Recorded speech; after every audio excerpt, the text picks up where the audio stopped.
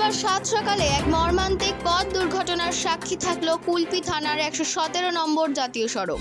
Lorry ও বাইকের মুখোমুখি সংঘর্ষে ঘটনাস্থলেই প্রাণ হারালেন এক যুবক।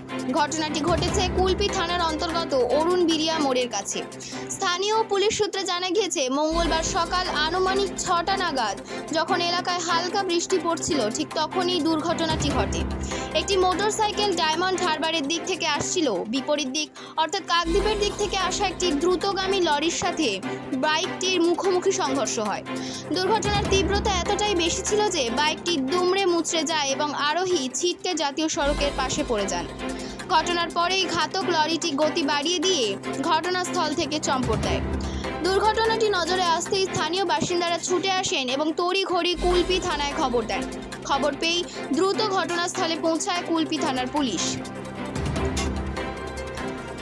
ও স্থানীয়দের সহায়তায় রক্তাক্ত অবস্থায় ওই যুবককে উদ্ধার করে ডায়মন্ড হারবার জেলা হাসপাতালে নিয়ে যাওয়া হলে সেখানকার কর্তব্যরত চিকিৎসকরা তাকে মৃত বলে ঘোষণা করেন। পুলিশ জানিয়েছে, মৃত যুবকের নাম আনন্দ পাত্র, বয়স ২১।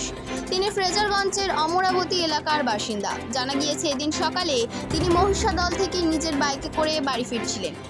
ঠিক সেই সময়ই এই মর্মান্তিক দুর্ঘটনাটি ঘটে। পুলিশ ঘাতক লরিটির সন্ধান শুরু করেছে এবং দুর্ঘটনাগ্রস্ত মোটরসাইকেলটি উদ্ধার করেছে।